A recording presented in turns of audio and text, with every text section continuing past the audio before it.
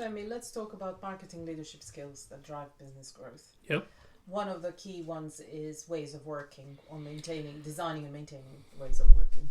Yeah, so to be a marketing leader, let me just clarify that you don't have to have a marketing background to be a marketing leader. You can be a small business owner, you can have a Shopify store, you can have a lot of things that lands you in a position of marketing. Say, even a CEO manages marketing because a CMO reports into them, even a CFO. So when you're talking about marketing leadership, it's everyone at the top, at the C level, that is responsible for marketing decision making. Is either marketing reports into them or they manage marketing. So one thing I've seen in my experience is it's consistent across the board is the ways of working. There's this quote that said, culture eats strategy for breakfast. I've seen that in real life where there's a huge marketing budget, but there is no established way of working.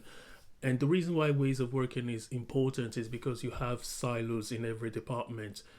You have the SEO team in a silo, email in a silo, and all these individuals are like siloed and they're doing their own thing. And there's really no synergy between all those tactics. So for you to be successful as a marketing leader, you need to understand how to integrate these different silos to work in cohesion and also link them to business objectives and business goal. So it's not going to be easy because the people doing the execution have a better understanding of how ways of working should be structured. But I've seen situations where marketing leaders, digital leaders would just tell people how to work without, because there's a disconnect between strategy planning and execution. So ways of working is the number one way, if you're able to get that correctly, to get success. The other problem is companies and organizations are adopting agile ways of working.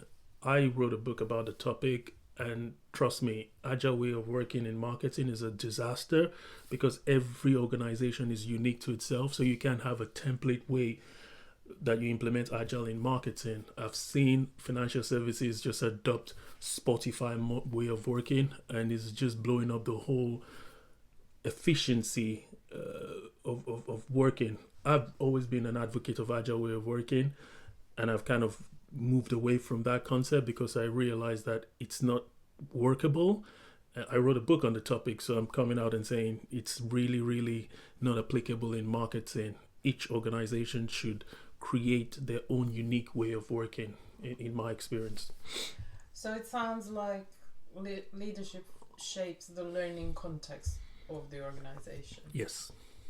So what does that mean for talent development? So with talent development, it's two ways, because as a marketing leader, you have to hire external contractors, consultants like myself, and agencies that I work for and things like that. So it's difficult for you because you don't know what good looks like when it comes to talent acquisition. You can get a recruiter or someone in HR to help you, but in most instances, there's some people within the industry that are good at bullshitting people. Some of them even graduate to become thought leaders, but they don't know, I was going to use a swear word, but they don't know this stuff. So when it comes to talent recruitment, you also need to understand that you need to find the best talent. And when you do find them, try not to micromanage them, because that's another thing. I've seen situations where people in marketing leadership position will literally micromanage the commas, the full stop, and that hinders growth because you're the leader, you're disconnect from execution. So you just need to empower the teams. There's a lot of buzzword about empowering the team. Actually, if you want to empower your team to get results, is trust them to make the decision and let them run with it. And you find in in-house situations where business marketing leaders would rather take recommendations from an external agency or consultant rather than harness the potential of their in-house team. It's mind-boggling in some instances. So the micromanagement bit, I understand. So it sounds like it's all about setting the team up for collaboration and for being able to work together. Yes, so traditionally, marketing is a function, is a departmental function. But the way the internet and marketing in the modern era has grown, marketing now is not just a departmental function, it cuts across the whole entire journey. So we talk about the customer journey, we talk about when they find out about you from the brand team, the creative team, even images, videos, photography, down to customer service. If they have a bad experience with customer service, then the word of mouth will be negative and everything is difficult for you in terms of repeat and word of mouth marketing. So you as a marketing leader need to harness that skill to be able to be partners with important stakeholders in finance, for example, in customer service, in customer experience, even in retail where you have brick and mortar situations. So you need that stakeholder management skill. I've seen a lot of marketing leaders that are just sometimes cocky and arrogant, and they think marketing should make the decisions. No, the entire customer journey touches different departments. So as a marketing leader, you need to be able to collaborate with all these important stakeholders, and they can see through if you're not provide delivering results. I've seen situations where external stakeholders can tell that email marketing is, for example, not the best. They don't know it, but they can feel it that, okay, this is not a good email strategy. So but you need to bring them on board. And what I've seen in the past that I've worked is having like a learning phase where you kind of what do you call it, you kind of invite them, like show and tell, to teach them, not teach them, but to kind of show them how marketing works. So you need to even sell marketing internally to all those stakeholders, especially the CFO. You just don't go and start saying things that the CFO will like, okay, this guy needs to go. That's the number one people that get marketing leaders fired. It's because if you don't speak their language, you don't need to understand financial figures. You need to understand the cost per acquisition, not just run around on Google Ads and say, oh, that's cost per acquisition. No, the cost is more than just your advertising budget. It's the overhead, everything. So you need the finance person, the CFO, to sit with you to help you understand that, okay, this is where our profits and margins are. So they need to advise you on what product range to kind of focus on to get that business growth. So you need those buy-ins from those stakeholders. You've touched on this a little bit earlier around the strategic versus tactical or operational thinking. So obviously being a leader, it's a big part of balancing the strategic with the tactical. How can this be done seamlessly? So every marketing channel has a strong element of tactic attached to it. So as a marketing leader, it's for you to work with your team, not micromanage them, but work with them, because some of them are very tactical, whereas you as a leader, you're very strategic, and there's that disconnect. So you need to help them understand your strategic objectives, and you also need quick wins, low hanging fruits where you can get instant results. But you also need to make sure that your strategy is sustainable.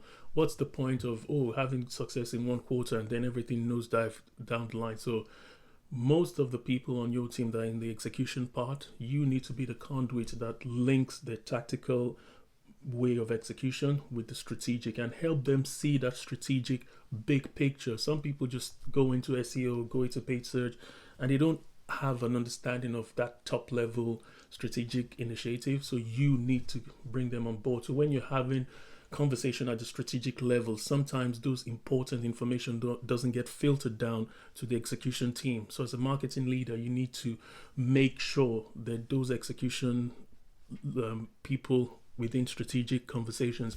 I remember when I was working on a client and there was someone, so there was like a strategic senior level meeting, and I wanted to invite someone within the junior team to join the meeting, and the leader was like, no, this is for leaders, the person can attend. And I was like, really?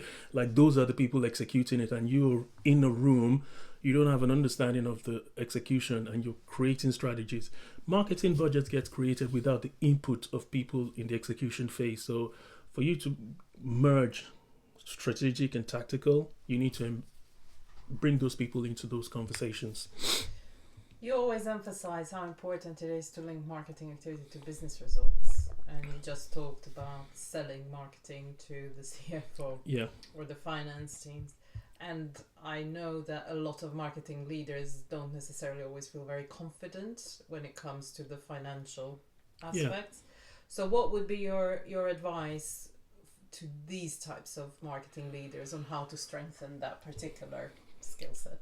So for you to collaborate with someone, you need to understand their world. So my recommendation is, for example, earlier on in my career, I had to learn finance. I had to learn even sales.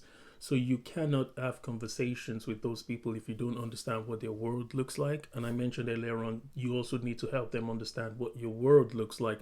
So that's where that synergy comes into play. So like the finance director, for example, you need to help him understand your marketing budget, that okay, this is not cost, because the finance guy would think everything is cost. You need to help them see things that are classified as investments that are actually going to yield returns long term, like good content, for example. It's going to overlap multiple months. It's not just a pay to play like Google Ads. So when you educate them and they can see things from your perspective, then they can then educate you to see things from their perspective, and that's how that synergy between marketing and finance is created.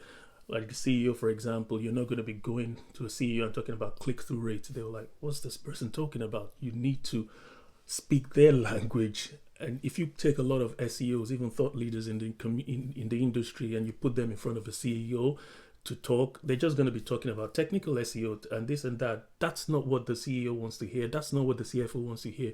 You need to speak their language. You need to speak what they understand, brand equity, those kind of important things that really aligns with them.